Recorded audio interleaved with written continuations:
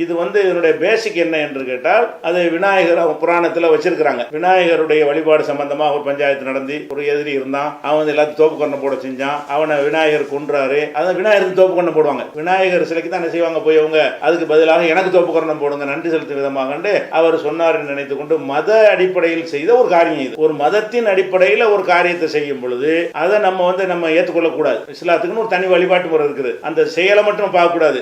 செஞ்சீங்கன்னு சொன்னா நீங்க வதம் செய்தது, அந்த சம்பவம், அந்த கதை எல்லாத்தையும் நெசம் நம்புறீங்கன்னு அர்த்தம். விநாயகர் போகும்போது தெருவில் விநாயகருக்குலாம் என்ன செய்வாங்க, அந்த தோப்புக்கரணம் சரியா போட மாட்டாங்க, முழுசா உட்கார்ந்து எந்திரிக்கிறது கிடையாது நவீன காலத்தில். ஏதோ தோப்புக்கரணம் அதுக்கு பேர். அப்ப தோப்புக்கரணம் என்பது அது உட்கார்ந்து எந்திரிக்கிறது ஒரு எக்ஸசைஸ் மாதிரி தெரிஞ்சாலும் அதனுடைய உருவாக்கம் என்னன்னு கேட்டா, அது ஒரு நம்பிக்கை அடிப்படையில் சில காரணத்தை சொல்லி செய்யும் பொழுது அந்த காரணம் அறிவுபூர்வமா இருந்தா நம்ம ஏத்துக்கலாம். அந்த காரணம் ஏற்புடைய காரணமா இல்லைன்னு சொன்னா இதை செஞ்சீங்கன்னா நீங்க அதை ஏத்துக்கிட்டீங்கன்னு அர்த்தம் ஆயிரும். அதுக்கு தான் அது உருவானது. அது ஒரு விஷயம்.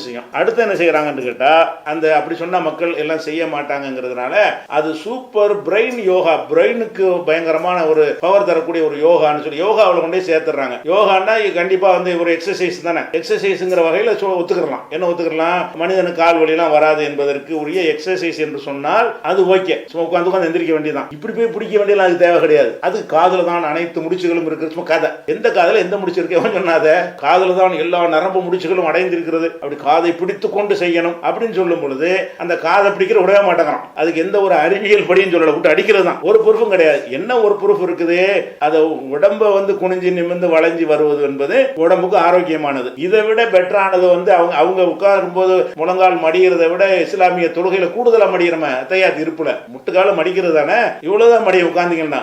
அத்தையாத்து மாதிரி இருப்புல உட்கார்ந்தா இப்படி மடிஞ்சிடும் மொத்தமா. அப்ப நல்லா மடக்கக்கூடிய நேரத்துல அதை விட கூடுதலான ஒரு மூவ்மெண்ட் அதுல கிடைக்கிறது. அதனால இபாதத்துக்காக செய்யறோம். ஆனா அது இருக்குது. நோம்பு அல்லாஹ்வுக்காக செய்யறோம், அதுல ஆரோக்கியம் இருக்குங்கிறான்ல. அந்த மாதிரி தொழுகைங்கிறது அல்லாஹ்வுக்கு செய்யறோம். இருந்தாலும் அதனுடைய ஒவ்வொரு அம்சமும் அந்த சஜிதாவை எடுத்துக்கொண்டாலும் சரி, இறைவனுக்கு பணியக்கூடிய ஒரு விதம். ஆனால் அது நீங்க போடக்கூடிய எந்த ஒரு காரணத்தையும் விட, அது என்னைக்காவது ஒரு நாளைக்கு உட்கார்ந்து எந்திரிக்கிறதை விட, இது 5 டைம்ஸ்ல பண்றோம். 5 வேளை தொழுகைகளையும் திருப்பி என்ன செய்கிறோம், அந்த உடம்புக்கு அசைவு கொடுக்கும் பொழுது அதுல எல்லா விதமானதும் கிடைச்சிருது. அதனால இதுதான் சூப்பர் மெயின் பிரதானமானதுன்னு சொல்லக்கூடிய அளவுக்கு இது சிறந்தது கிடையாது. இதை விட சிறந்த பல யோகாசனங்கள்லாம் இருக்கிறது. அதனால இது ஒரு மத நம்பிக்கை தப்பான ஒரு கட்டுக்கதையின் அடிப்படையில் உருவாக்கப்பட்டதுனாலையும் இது அவங்க சொல்லக்கூடிய அளவுக்கு அப்படி ஒண்ணு சிறந்த ஒரு விஷயம் கிடையாது. அது ஒண்ணுமில்லைன்னு சொல்ல இயலாது. குனிஞ்சு நிமிர்ந்து எந்திரிக்கிறதுக்குரிய நன்மை அதுக்கு இருக்கிறது. ஆனா அதை விட சிறந்ததை செஞ்சுட்டு போயிடலாம். எதுக்கு அவங்களுடைய ஒரு பிற கலாச்சாரத்தை ஒப்பனம் எதுக்கு நடக்கணும் என்ற வகையில் நம்ம என்ன செய்யணும், அதை தவிர்த்து கொள்ள வேண்டும். யாரு பிற சமய வழிபாட்டை எடுத்து நடக்கிறானோ அவன் அவர்களை சேர்ந்தவன் என்று ரசூல் ஸல்லல்லாஹு அலைஹி வஸல்லம் சொல்லிவிட்டார்கள். அதனால அதுக்கு உரிய பதில் அதுதான்.